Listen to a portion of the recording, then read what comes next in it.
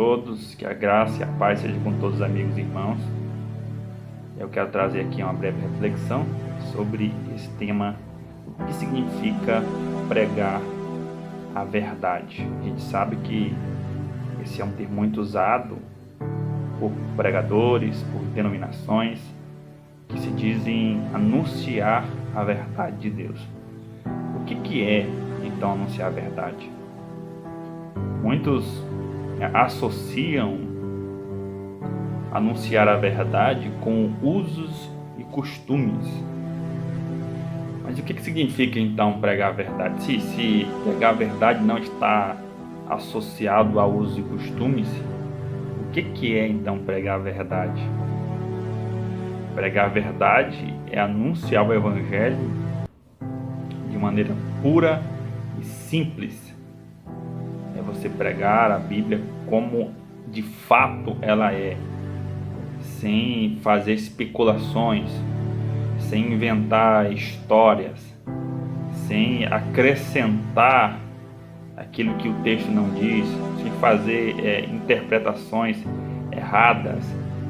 A gente sabe que hoje em dia existem muitos erros teológicos por conta de interpretações humanas, por conta de interpretações pessoais, por conta de achismos. Muitas pessoas, elas leem o texto bíblico e elas colocam a sua opinião em cima, e essa opinião ela deixa transparecer para outras pessoas, ela anuncia para outras pessoas.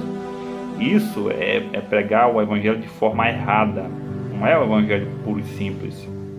Você está afirmando aquilo que você pensa, não é aquilo que o autor escreveu, não é aquilo que realmente o texto diz. Muitos agem dessa forma. E além dos erros teológicos, nós também temos a questão das heresias. Existe diferença entre erro teológico e heresia. Existem algumas coisas que são pregadas nos nossos púlpitos que realmente são heresias. Aquilo que está além da Escritura, aquilo que a Escritura não diz, que além da Escritura não dizer, também fere os princípios bíblicos, com erros de interpretação e tudo mais, né? Então, anunciar a verdade é pregar a palavra como ela é, né? Na verdade, existem muitos tipos de pregadores, mas a maioria dos pregadores da atualidade são pregadores triunfalistas. E isso eu falo sem medo de errar, porque eu já fui um pregador triunfalista. O que significa ser um pregador triunfalista? Significa que todo texto bíblico que é anunciado, ele serve de alguma forma para entregar a vitória para o ouvinte. A exemplo disso, vamos pegar o cego de Jericó. As pessoas leem a história do cego de Jericó porque Jesus entregou milagres, Jesus curou a vida daquele homem, e as pessoas dizem, não, da mesma forma que Deus curou o cego de Jericó, Ele também vai te curar hoje, nessa noite. Você vai sair hoje com o seu milagre. Quando você olha dessa forma, você acaba usando um tom de presunção, prometendo aquilo que você não sabe se Deus vai operar ou não. Porque nem sempre o texto bíblico é para entregar vitória. Algumas vezes o texto bíblico é para nos mostrar uma lição, para nos dar exemplos de vida, não só para entregar vitórias e curas para os ouvintes. Então isso é ser pregador triunfalista. Algo interessante que Paulo fala aqui no livro de Gálatas, capítulo 4, versículo 16, ele diz dessa forma assim: tornei-me porventura vosso inimigo por vos dizer a verdade. Ou seja, Paulo estava anunciando a verdade para os Gálatas, e há uma certa rejeição ali com aquele tipo de mensagem. E ele pergunta: tornei-me porventura vosso inimigo por vos dizer a verdade? Assim como aconteceu com Paulo, acontece hoje com os verdadeiros pregadores, aqueles que pregam a verdade como ela é, sem usar o tom de presunção, de triunfalismo. Eles acabam criando vários inimigos no decorrer da caminhada, assim como eu também criei. Eu já tenho um certo tempo como pregador itinerante, como pregador da palavra de Deus, eu criei muitos inimigos. Por quê? Por causa do conteúdo, do teor da mensagem que é pregada. E essa mensagem verdadeira, ela incomoda aqueles que vivem no erro. As pessoas estão num tempo hoje que elas preferem continuar acreditando no seu erro. E quando são confrontadas com a verdade, elas não querem dar o braço a torcer, de reconhecer que estão erradas e de começar novamente. Quando nós somos confrontados com a palavra, meus amigos, nós devemos reconhecer o nosso erro e fazer diferente. Então eu criei vários inimigos. Aí você me pergunta, você tem inimigos? Eu não sou inimigo de ninguém. Eu não sou seu inimigo. De modo algum, eu sou seu inimigo. Eu sou inimigo daquilo que está errado dentro da sua igreja. Eu não sou inimigo do seu ministério, não sou inimigo da igreja que você abriu.